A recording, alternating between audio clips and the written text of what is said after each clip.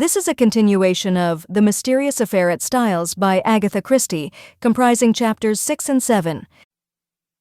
Chapter 6. The Inquest. In the interval before the inquest, Poirot was unfailing in his activity. Twice he was closeted with Mr. Wells. He also took long walks into the country. I rather resented his not taking me into his confidence, the more so as I could not in the least guess what he was driving at. It occurred to me that he might have been making inquiries at Rakes's farm, so finding him out when I called at Leastways Cottage on Wednesday evening, I walked over there by the fields, hoping to meet him. But there was no sign of him, and I hesitated to go right up to the farm itself. As I walked away, I met an aged rustic who leered at me cunningly. "You from the Hall, bain't you?" he asked. "Yes, I'm looking for a friend of mine whom I thought might have walked this way." "A little chap, as waves his hands when he talks, one of them Belgies from the village?" "Yes," I said eagerly. "He has been here then?" "Oh, aye, he's been here, right enough, more'n once too. Friend of yours, is he? Ah, you gentlemen from the Hall, you'm a pretty lot." And he leered more jocosely than ever. "Why do the gentlemen from the Hall come here often?" I asked, as carelessly as I could. He winked at me knowingly. "One does, mister. Naming no names, mind. And a very liberal gentleman, too. Oh, thank you, sir, I'm sure." I walked on sharply. Evelyn Howard had been right then, and I experienced a sharp twinge of disgust as I thought of Alfred Inglethorpe's liberality with another woman's money. Had that piquant gypsy face been at the bottom of the crime, or was it the baser mainspring of money? Probably a judicious mixture of both. On one point, Poirot seemed to have a curious obsession. He once or twice observed to me that he thought Dorcas must have made an error in fixing the time of the quarrel. He suggested to her repeatedly that it was 4:30 and not 4 o'clock when she had heard the voices. But Dorcas was unshaken. Quite an hour, or even more, had elapsed between the time when she had heard the voices and 5 o'clock, when she had taken tea to her mistress. The inquest was held on Friday at the Stylites Arms in the village. Poirot and I sat together, not being required to give evidence. The preliminaries were gone through, the jury viewed the body, and John Cavendish gave evidence of identification. Further questioned, he described his awakening in the early hours of the morning and the circumstances of his mother's death. The medical evidence was next taken. There was a breathless hush, and every eye was fixed on the famous London specialist, who was known to be one of the greatest authorities of the day on the subject of toxicology. In a few brief words, he summed up the result of the post-mortem. Shorn of its medical phraseology and technicalities, it amounted to the fact that Mrs. Inglethorpe had met her death as the result of strychnine poisoning. Judging from the quantity recovered, she must have taken not less than 3/4 of a grain of strychnine, but probably 1 grain or slightly over. "Is it possible that she could have swallowed the poison by accident?" asked the coroner. "I should consider it very unlikely. Strychnine is not used for domestic purposes as some poisons are, and there are restrictions placed on its sale." "Does anything in your examination lead you to determine how the poison was administered?" "No." "You arrived at Styles before Dr. Wilkins, I believe?" "That is so. The motor met me just outside the lodge gates, and I hurried there as fast as I could." "Will you relate to us exactly what happened next?" "I entered Mrs. Inglethorpe's room. She was at that moment in a typical tetanic convulsion. She turned towards me and gasped out, 'Alfred, Alfred.' Could the strychnine have been administered in Mrs. Inglethorpe's after-dinner coffee which was taken to her by her husband? Possibly, but strychnine is a fairly rapid drug in its action. The symptoms appear from 1 to 2 hours after it has been swallowed. It is retarded under certain conditions, none of which, however, appear to have been present in this case. I presume Mrs. Inglethorpe took the coffee after dinner about 8 o'clock, whereas the symptoms did not manifest themselves until the early hours of the morning, which, on the face of it, points to the drug having been taken much later in the evening." "Mrs. Inglethorpe was in the habit of drinking a cup of cocoa in the middle of the night. Could the strychnine have been administered in that?" "No, I myself took a sample of the cocoa remaining in the saucepan and had it analyzed. There was no strychnine present."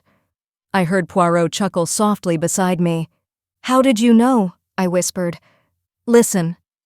I should say," the doctor was continuing, "that I would have been considerably surprised at any other result." "Why?" "Simply because strychnine has an unusually bitter taste. It can be detected in a solution of 1 in 70,000 and can only be disguised by some strongly flavored substance. Cocoa would be quite powerless to mask it." One of the jury wanted to know if the same objection applied to coffee. "Number coffee has a bitter taste of its own which would probably cover the taste of strychnine. Then you consider it more likely that the drug was administered in the coffee, but that for some unknown reason its action was delayed." "Yes, but the cup being completely smashed, there is no possibility of analyzing its contents." This concluded Dr. Bauerstein's evidence. Dr. Wilkins corroborated it on all points. Sounded as to the possibility of suicide, he repudiated it utterly. The deceased, he said, suffered from a weak heart, but otherwise enjoyed perfect health and was of a cheerful and well-balanced disposition. She would be one of the last people to take her own life. Lawrence Cavendish was next called. His evidence was quite unimportant, being a mere repetition of that of his brother. Just as he was about to step down, he paused and said rather hesitatingly, "I should like to make a suggestion if I may."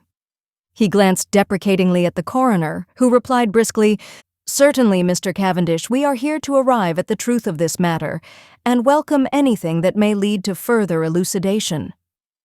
"It is just an idea of mine," explained Lawrence.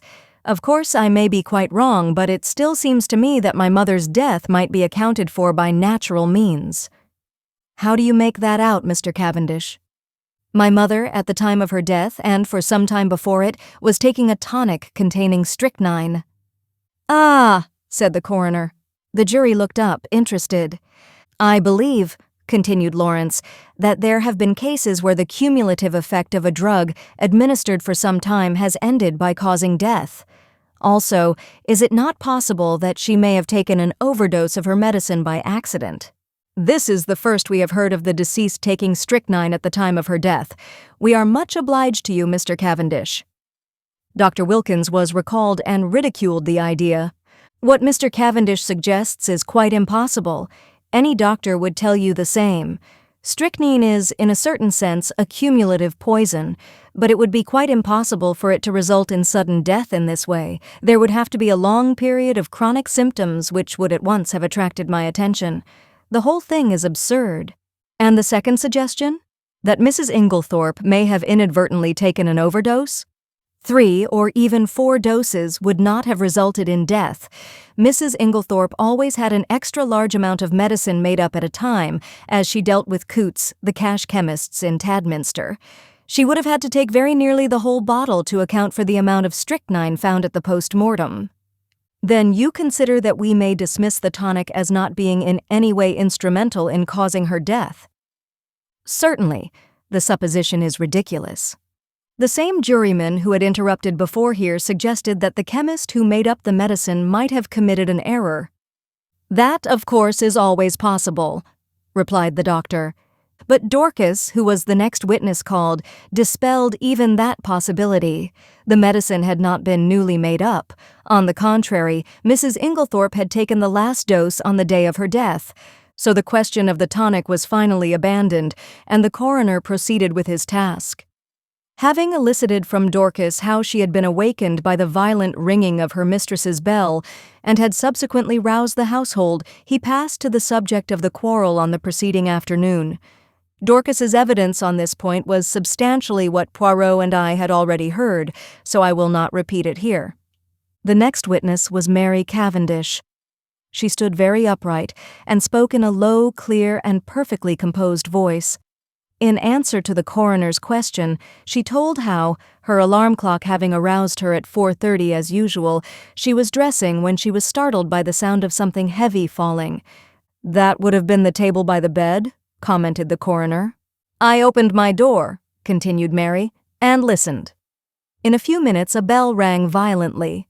Dorcas came running down and woke my husband, and we all went to my mother-in-law's room, but it was locked." The coroner interrupted her. I really do not think we need trouble you further on that point. We know all that can be known of the subsequent happenings, but I should be obliged if you would tell us all you overheard of the quarrel the day before."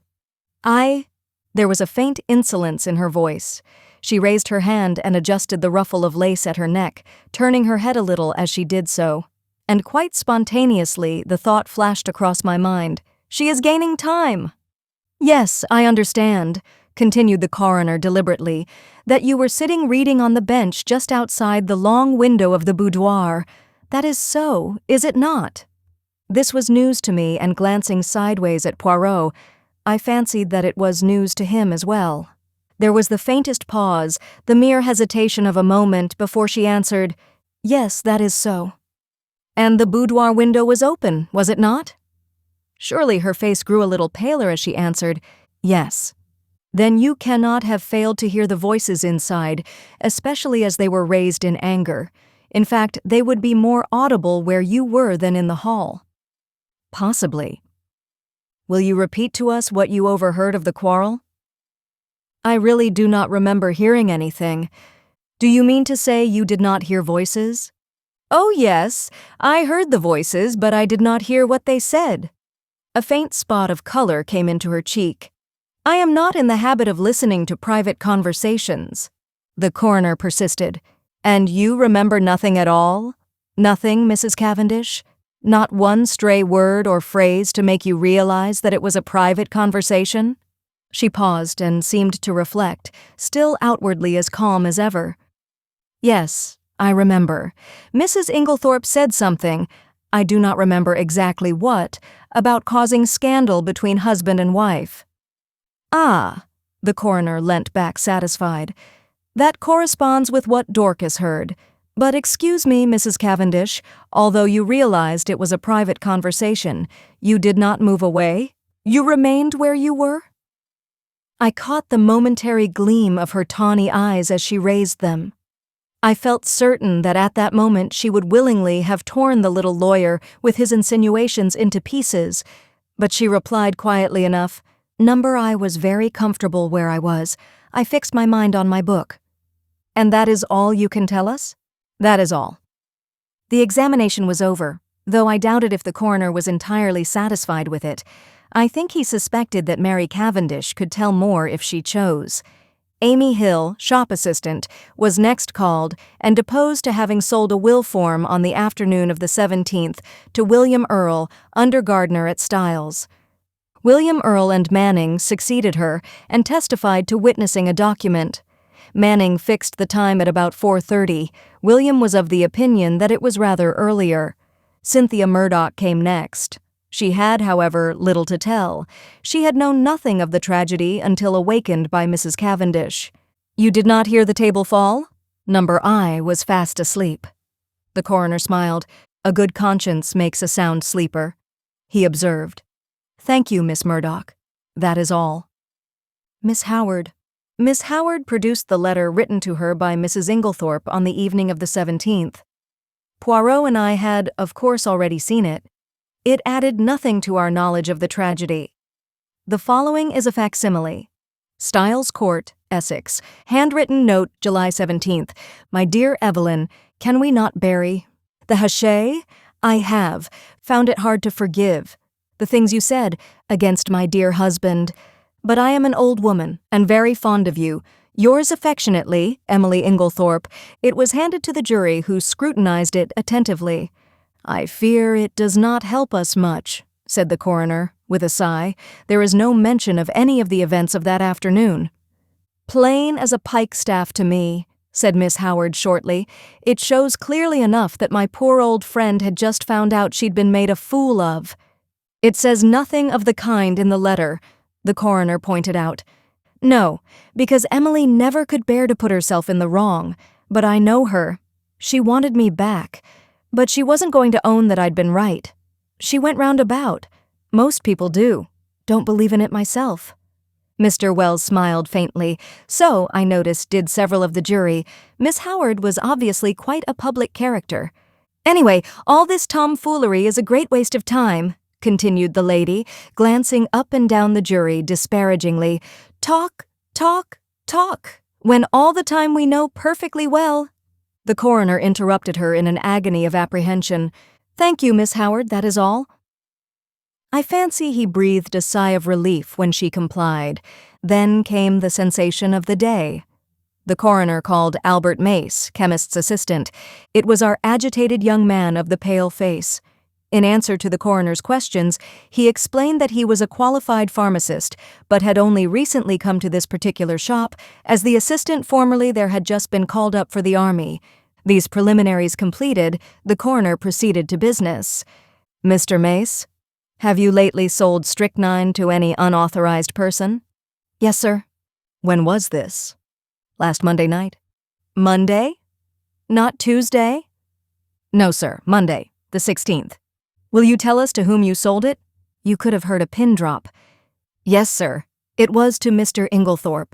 Every eye turned simultaneously to where Alfred Inglethorpe was sitting, impassive and wooden. He started slightly as the damning words fell from the young man's lips. I half thought he was going to rise from his chair, but he remained seated, although a remarkably well-acted expression of astonishment rose on his face. You are sure of what you say? Asked the coroner sternly. Quite sure, sir. Are you in the habit of selling strychnine indiscriminately over the counter? The wretched young man wilted visibly under the coroner's frown. Oh, no, sir, of course not. But seeing it was Mr. Inglethorpe of the Hall, I thought there was no harm in it. He said it was to poison a dog. Inwardly, I sympathized. It was only human nature to endeavor to please the Hall, especially when it might result in custom being transferred from Coots to the local establishment. Is it not customary for anyone purchasing poison to sign a book? Yes, sir, Mr. Inglethorpe did so. Have you got the book here? Yes, sir. It was produced, and with a few words of stern censure, the coroner dismissed the wretched Mr. Mace. Then, amidst a breathless silence, Alfred Inglethorpe was called. Did he realize, I wondered, how closely the halter was being drawn around his neck? The coroner went straight to the point. On Monday evening last, did you purchase strychnine for the purpose of poisoning a dog? Inglethorpe replied with perfect calmness, No, I did not. There is no dog at Styles except an outdoor sheepdog which is in perfect health. You deny absolutely having purchased strychnine from Albert Mace on Monday last? I do. Do you also deny this? The coroner handed him the register in which his signature was inscribed. Certainly I do. The handwriting is quite different from mine. I will show you. He took an old envelope out of his pocket and wrote his name on it, handing it to the jury. It was certainly utterly dissimilar. Then what is your explanation of Mr. Mace's statement? Alfred Inglethorpe replied imperturbably, Mr. Mace must have been mistaken. The coroner hesitated for a moment and then said, Mr. Inglethorpe, as a mere matter of form, would you mind telling us where you were on the evening of Monday, July 16th? Really? I cannot remember. That is absurd, Mr. Inglethorpe, said the coroner sharply. Think again. Inglethorpe shook his head. I cannot tell you. I have an idea that I was out walking. In what direction? I really can't remember. The coroner's face grew graver. Were you in company with anyone? No. Did you meet anyone on your walk? No. That is a pity, said the coroner dryly. I am to take it then that you declined to say where you were at the time that Mr. Mace positively recognized you as entering the shop to purchase strychnine? If you like to take it that way, yes. Be careful, Mr. Inglethorpe. Poirot was fidgeting nervously. Sacré, he murmured. Does this imbecile of a man want to be arrested? Inglethorpe was indeed creating a bad impression. His futile denials would not have convinced a child. The coroner, however, passed briskly to the next point, and Poirot drew a deep breath of relief. You had a discussion with your wife on Tuesday afternoon. Pardon me, interrupted Alfred Inglethorpe. You have been misinformed. I had no quarrel with my dear wife. The whole story is absolutely untrue. I was absent from the house the entire afternoon. Have you anyone who can testify to that? You have my word, said Inglethorpe haughtily. The coroner did not trouble to reply. There are 2 witnesses who will swear to having heard your disagreement with Mrs. Inglethorpe. Those witnesses were mistaken. I was puzzled. The man spoke with such quiet assurance that I was staggered. I looked at Poirot. There was an expression of exultation on his face which I could not understand. Was he at last convinced of Alfred Inglethorpe's guilt? "Mr. Inglethorpe," said the coroner, "you have heard your wife's dying words repeated here. Can you explain them in any way?"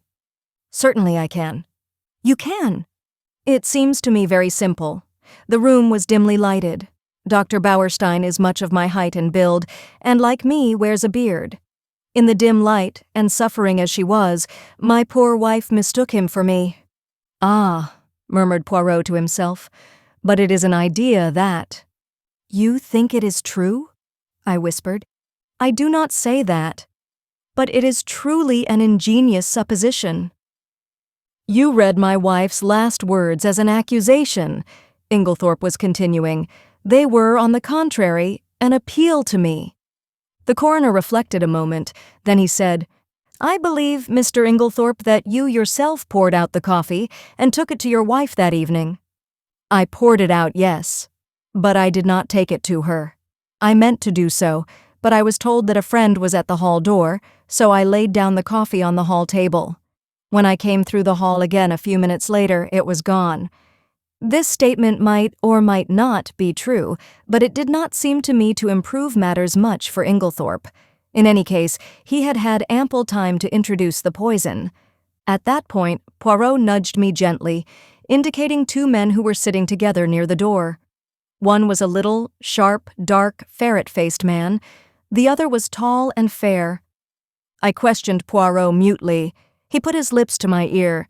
"Do you know who that little man is?" I shook my head. "That is Detective Inspector James Japp of Scotland Yard, Jimmy Japp. The other man is from Scotland Yard too. Things are moving quickly, my friend." I stared at the two men intently. There was certainly nothing of the policeman about them. I should never have suspected them of being official personages. I was still staring when I was startled and recalled by the verdict being given.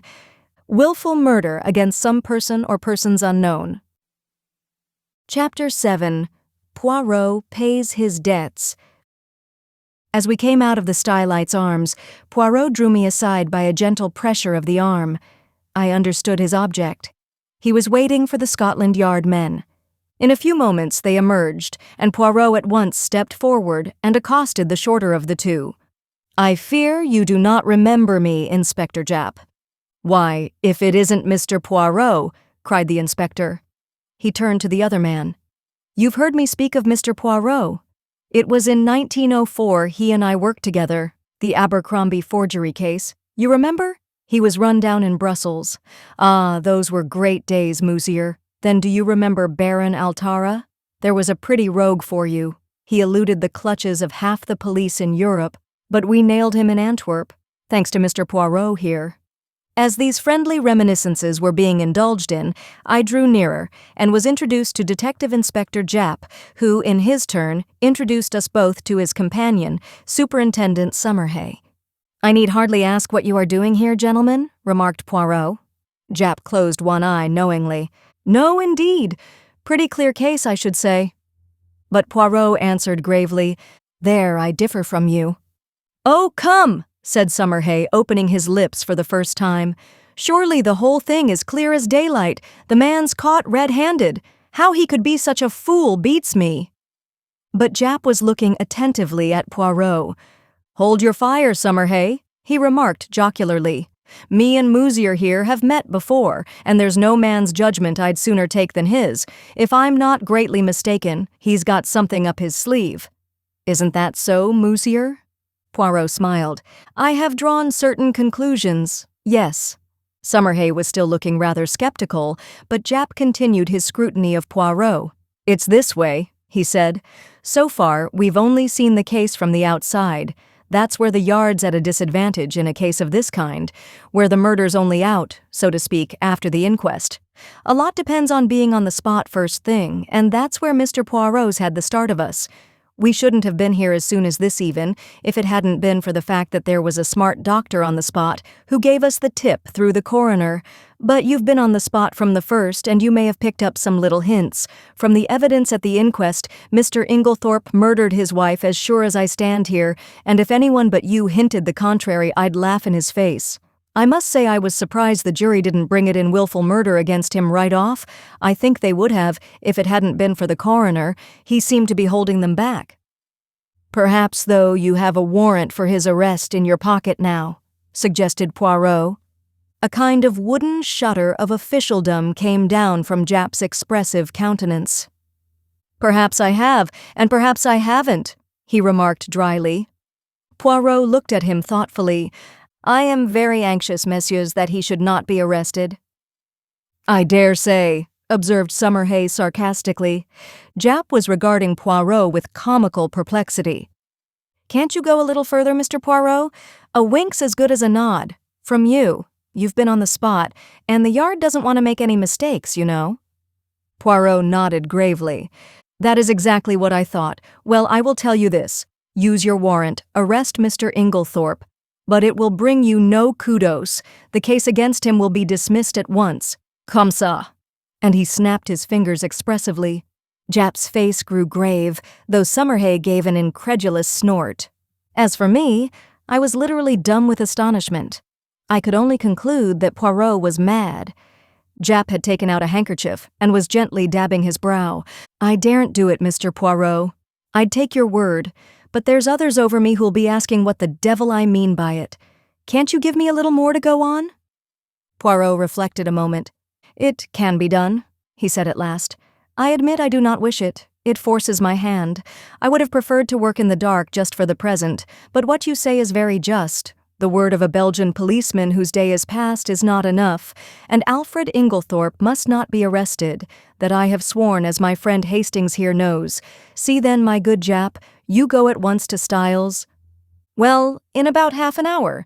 We're seeing the coroner and the doctor first. Good. Call for me in passing. The last house in the village. I will go with you.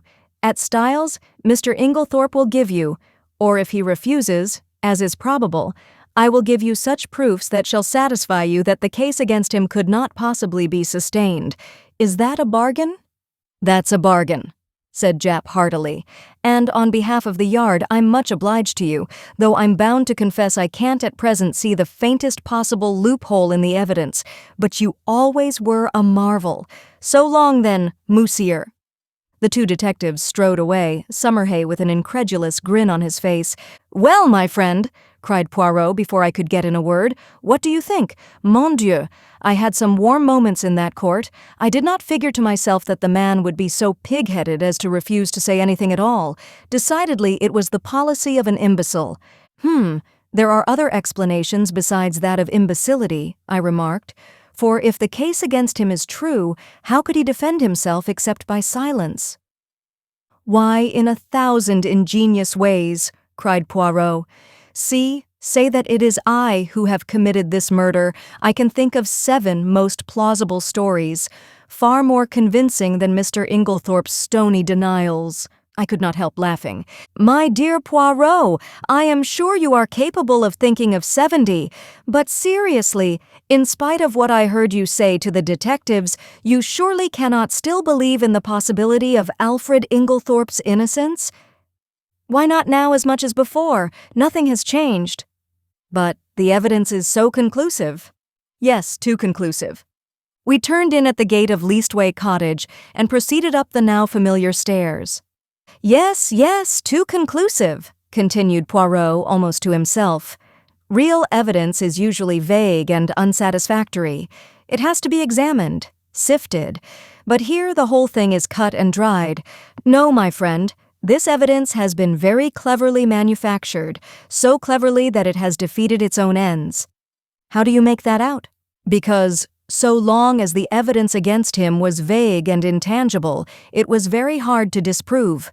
But in his anxiety, the criminal has drawn the net so closely that one cut will set Inglethorpe free. I was silent, and in a minute or two Poirot continued, Let us look at the matter like this. Here is a man, let us say, who sets out to poison his wife. He has lived by his wits, as the saying goes. Presumably, therefore, he has some wits. He is not altogether a fool. Well, how does he set about it? He goes boldly to the village chemist's and purchases strychnine under his own name, with a trumped-up story about a dog which is bound to be proved absurd. He does not employ the poison that night. No. He waits until he has had a violent quarrel with her, of which the whole household is cognizant, and which naturally directs their suspicions upon him. He prepares no defense, no shadow of an alibi, yet he knows the chemist's assistant must necessarily come forward with the facts. Bah! Do not ask me to believe that any man could be so idiotic. Only a lunatic who wished to commit suicide by causing himself to be hanged would act so. Still, I do not see, I began. Neither do I see. I tell you, mon ami, it puzzles me. Me, Hercule Poirot. But if you believe him innocent, how do you explain his buying the strychnine? Very simply, he did not buy it. But Mace recognized him. I beg your pardon, he saw a man with a black beard like Mr. Inglethorpe's, and wearing glasses like Mr. Inglethorpe, and dressed in Mr. Inglethorpe's rather noticeable clothes. He could not recognize a man whom he had probably only seen in the distance, since, you remember, he himself had only been in the village a fortnight, and Mrs. Inglethorpe dealt principally with coots in Tadminster. Then you think, mon ami, do you remember the 2 points I laid stress upon? Leave the first one for the moment. What was the second? The important fact that Alfred Inglethorpe wears peculiar clothes, has a black beard, and uses glasses, I quoted. Exactly. Now suppose anyone wished to pass himself off as John or Lawrence Cavendish. Would it be easy? No, I said thoughtfully. Of course an actor— But Poirot cut me short ruthlessly. And why would it not be easy? I will tell you, my friend, because they are both clean-shaven men. To make up successfully as one of these two in broad daylight, it would need an actor of genius and a certain initial facial resemblance. But in the case of Alfred Inglethorpe, all that is changed. His clothes, his beard, the glasses which hide his eyes, those are the salient points about his personal appearance. Now, what is the first instinct of the criminal? To divert suspicion from himself? Is it not so? And how can he best do that? By throwing it on someone else. In this instance, there was a man ready to his hand. Everybody was predisposed to believe in Mr. Inglethorpe's guilt. It was a foregone conclusion that he would be suspected, but to make it a sure thing there must be tangible proof, such as the actual buying of the poison, and that with a man of the peculiar appearance of Mr. Inglethorpe was not difficult. Remember, this young Mace had never actually spoken to Mr. Inglethorpe. How should he doubt that the man in his clothes, with his beard and his glasses, was not Alfred Inglethorpe? It may be so, I said, fascinated by Poirot's eloquence. But if that was the case, why does he not say where he was at 6 o'clock on Monday evening? Ah, why indeed, said Poirot, calming down. If he were arrested, he probably would speak, but I do not want it to come to that. I must make him see the gravity of his position. There is, of course, something discreditable behind his silence. If he did not murder his wife, he is nevertheless a scoundrel and has something of his own to conceal, quite apart from the murder. What can it be? I mused, won over to Poirot's views for the moment, although still retaining a faint conviction that the obvious deduction was the correct one. Can you not guess? Asked Poirot, smiling. No. Can you? Oh yes, I had a little idea some time ago, and it has turned out to be correct. You never told me, I said reproachfully. Poirot spread out his hands apologetically. Pardon me, mon ami, you were not precisely sympathique. He turned to me earnestly. Tell me, you see now that he must not be arrested? Perhaps, I said doubtfully, for I was really quite indifferent to the fate of Alfred Inglethorpe, and thought that a good fright would do him no harm. Poirot, who was watching me intently, gave a sigh. Come, my friend, he said, changing the subject. Apart from Mr. Inglethorpe, how did the evidence at the inquest strike you? Oh, pretty much what I expected. Did nothing strike you as peculiar about it? My thoughts flew to Mary Cavendish, and I hedged. In what way? Well, Mr. Lawrence Cavendish's evidence, for instance. I was relieved. Oh, Lawrence, no, I don't think so. He's always a nervous chap. His suggestion that his mother might have been poisoned accidentally by means of the tonic she was taking, that did not strike you as strange, hein? No, I can't say it did. The doctors ridiculed it, of course, but it was quite a natural suggestion for a layman to make. But Monsieur Lawrence is not a layman. You told me yourself that he had started by studying medicine and that he had taken his degree. Yes, that's true, I never thought of that. I was rather startled. It is odd. Poirot nodded. From the first, his behavior has been peculiar. Of all the household, he alone would be likely to recognize the symptoms of strychnine poisoning, and yet we find him the only member of the family to uphold strenuously the theory of death from natural causes. If it had been Monsieur John, I could have understood it. He has no technical knowledge, and is by nature unimaginative. But Monsieur Lawrence, no. And now today he puts forward a suggestion that he himself must have known was ridiculous. There is food for thought in this, mon ami. It's very confusing, I agreed.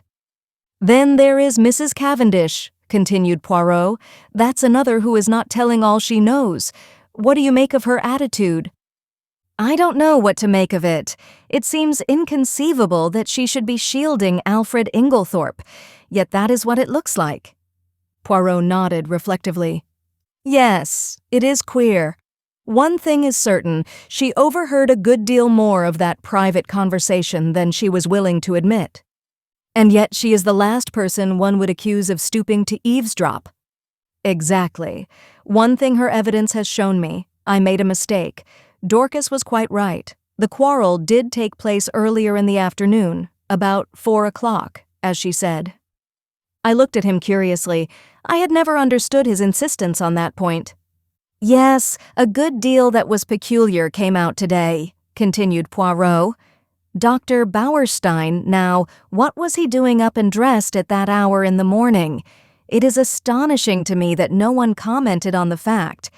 He has insomnia, I believe, I said doubtfully, which is a very good or a very bad explanation, remarked Poirot. It covers everything and explains nothing. I shall keep my eye on our clever doctor, Bauerstein. Any more faults to find with the evidence? I inquired satirically. Mon ami, replied Poirot gravely, when you find that people are not telling you the truth, look out. Now, unless I am much mistaken, at the inquest today only one, at most, 2 persons were speaking the truth without reservation or subterfuge. Oh, come now, Poirot, I won't cite Lawrence or Mrs. Cavendish, but there's John, and Miss Howard, surely they were speaking the truth. Both of them, my friend, one I grant you, but both— His words gave me an unpleasant shock. Miss Howard's evidence, unimportant as it was, had been given in such a downright straightforward manner that it had never occurred to me to doubt her sincerity. Still, I had a great respect for Poirot's sagacity, except on the occasions when he was what I described to myself as foolishly pig-headed. Do you really think so? I asked. Miss Howard had always seemed to me so essentially honest, almost uncomfortably so. Poirot gave me a curious look, which I could not quite fathom. He seemed to speak, and then checked himself. Miss Murdoch, too, I continued. There's nothing untruthful about her. But it was strange that she never heard a sound, sleeping next door, whereas Mrs. Cavendish, in the other wing of the building, distinctly heard the table fall. Well, she's young, and she sleeps soundly. Ah, yes, indeed. She must be a famous sleeper, that one.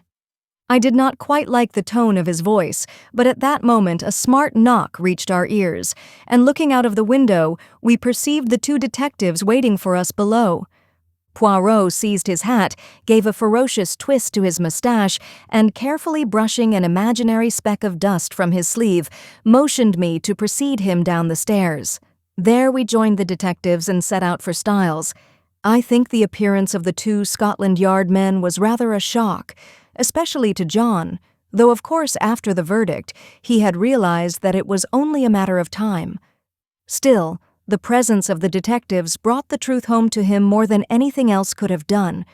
Poirot had conferred with Japp in a low tone on the way up, and it was the latter functionary who requested that the household, with the exception of the servants, should be assembled together in the drawing room.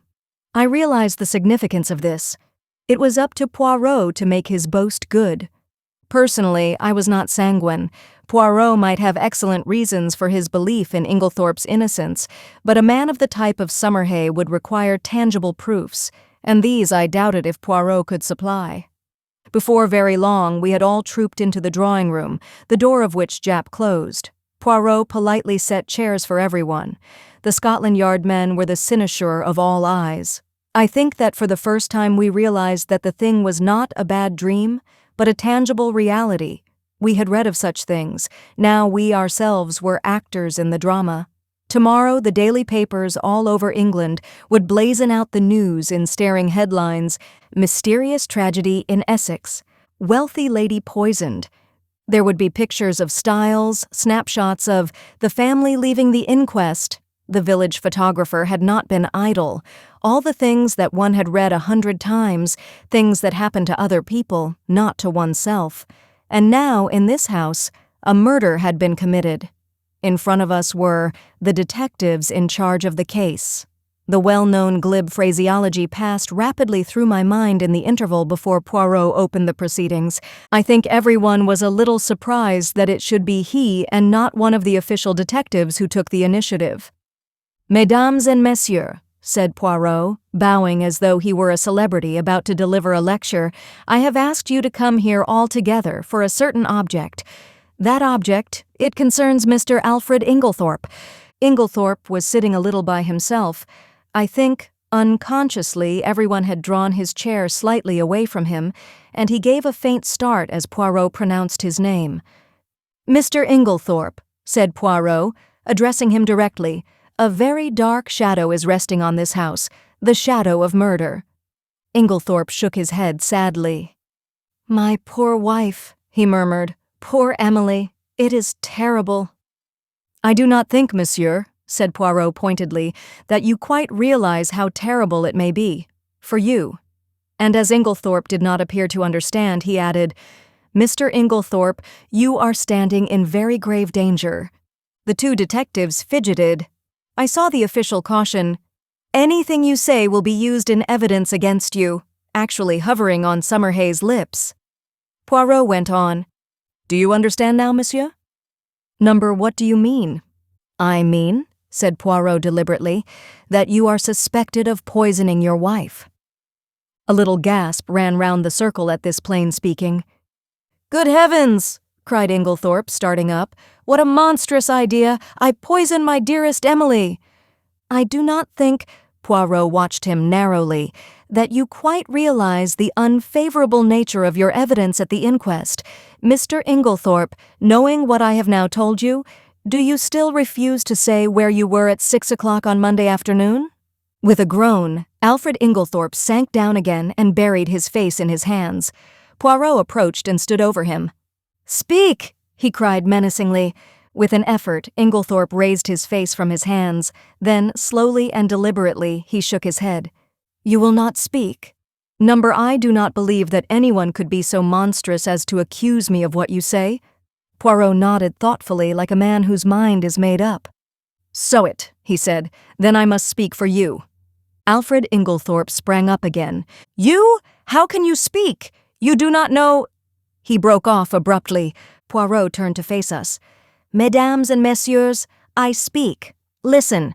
I, Hercule Poirot, affirm that the man who entered the chemist's shop and purchased strychnine at 6 o'clock on Monday last was not Mr. Inglethorpe, for at 6 o'clock on that day, Mr. Inglethorpe was escorting Mrs. Raikes back to her home from a neighboring farm. I can produce no less than 5 witnesses to swear to having seen them together, either at 6 or just after, and, as you may know, the Abbey Farm, Mrs. Raikes's home, is at least 2.5 miles distant from the village. There is absolutely no question as to the alibi.